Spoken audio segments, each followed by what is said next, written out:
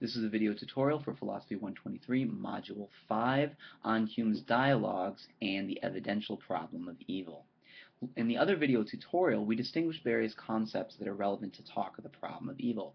In particular, we identified what we call the logical problem of evil. According to the logical problem of evil, a problem advocated by philosophers like John Mackey, there's some kind of logical inconsistency in asserting both that God exists, that if God exists, he's omnipotent, omniscient, and omnibenevolent, and asserting that evil exists. Okay. A number of philosophers, for what it's worth, a number of contemporary philosophers believe that there is a way to solve the logical problem of evil. They think it's at least logically possible, and maybe that it's conceivable, that there's some sort of solution, some way of making those three propositions consistent. What's much more controversial is what we will call the evidential problem of evil. And what's interesting is that in Hume's dialogues, we see probably the most powerful initial statement of the evidential problem of evil. If you recall, Philo gives us at least three different incompatibility arguments, three arguments that seem to suggest that there's a logical problem with asserting that God exists in the face of the existence of evil. So at least initially in Hume's dialogues, say in Book 10 of Hume's dialogues, Philo looks like he's advocating the logical problem of evil.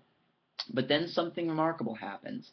Philo changes the topic. Philo changes the conversation. At one point he suggests, and this is on the handout, I will allow that pain or misery in man is compatible, logically compatible, with infinite power and goodness in the deity.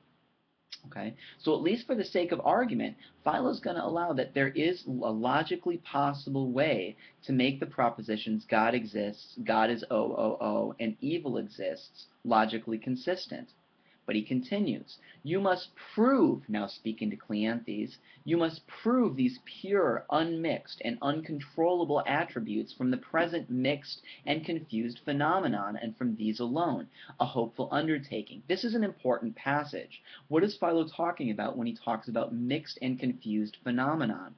What he's talking about is our observations of what happens in the universe. They're mixed, they're confused. We see both pain, but also pleasure. We see happiness and we see misery. We don't just see one or the other. It's mixed. It's confused. That's the phenomena that Philo has in mind here. This is what the reason that Philo is now changing the subject. He's not merely talking about what's logically possible or logically impossible. Philo is going to argue that there's a problem for the theist here based on our senses, based on what we observe. The fact that we observe the existence of evil is evidence that God does not exist. Okay? Continuing, Philo says, however consistent, logically possible, the world may be, allowing certain suppositions and conjectures with the ideal of such a deity, it can never afford us an inference concerning his existence. The consistency is not absolutely denied, only the inference. Again, what Philo is going to argue is based on the evidence that we see, we cannot argue a posteriori that anything like an omnipotent, omniscient, or omnibenevolent God exists. Now, how is Philo's argument supposed to work here? Well, one way that it's supposed to work is Philo asks us to imagine what the world would look like to someone who had no preconceived notions of what our universe is like, a kind of stranger. Imagine that an alien drops in out of nowhere. Not an alien like an alien in the X-Files or the movie something, but simply someone unacquainted with our world, with our universe. Suppose that he also has no beliefs about God or God's existence. Okay? He's an intelligent guy, he simply doesn't know anything about our universe.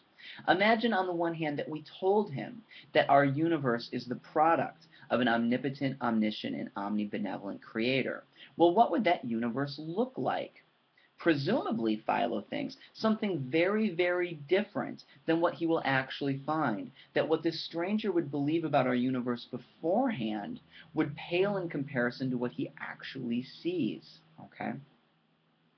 Another way of getting at it is imagine that we don't tell the guy that God exists. He has no beliefs one way or the other. We simply ask him to look around the universe and make up his mind for himself.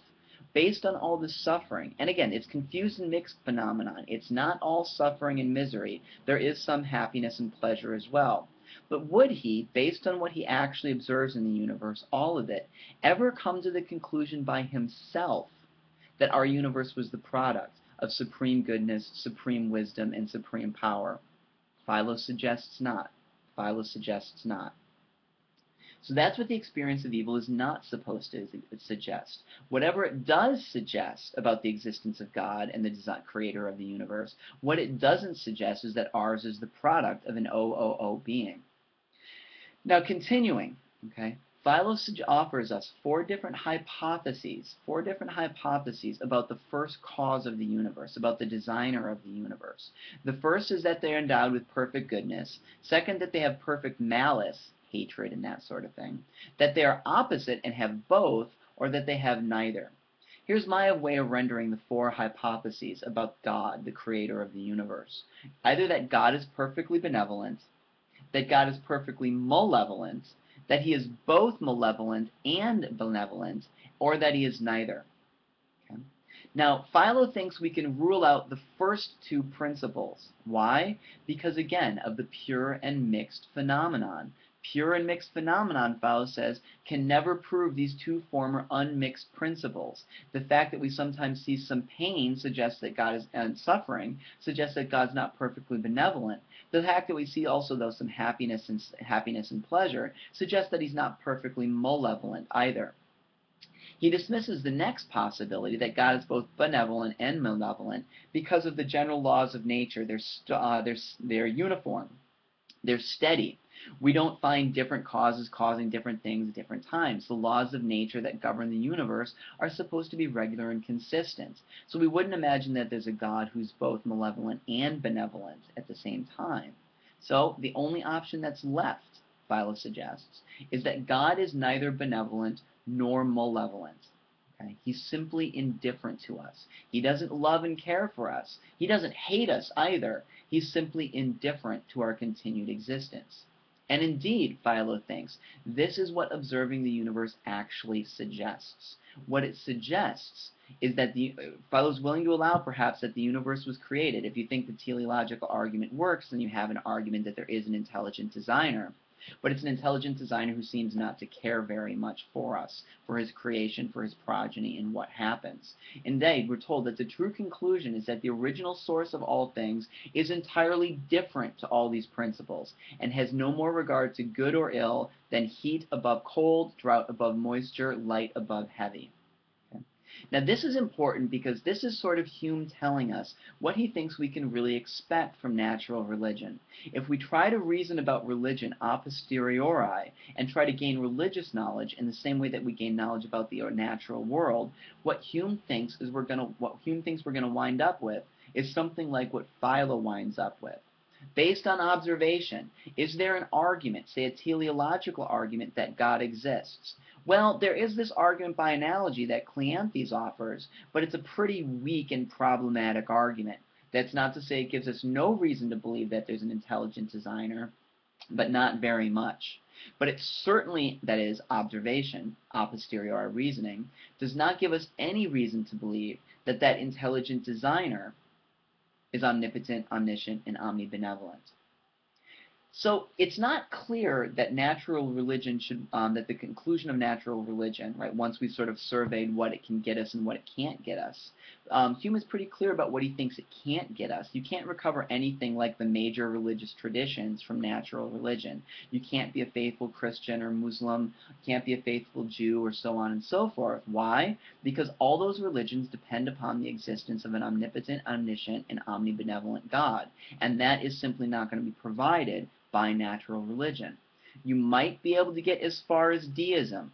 You might think that there's an intelligent designer who created the universe, but he's completely indifferent to us. That is the best, Hume is arguing, through Philo, that is the best that natural religion can get us. A very sort of weak kind of deism. Something that really does fall short from the major religious traditions.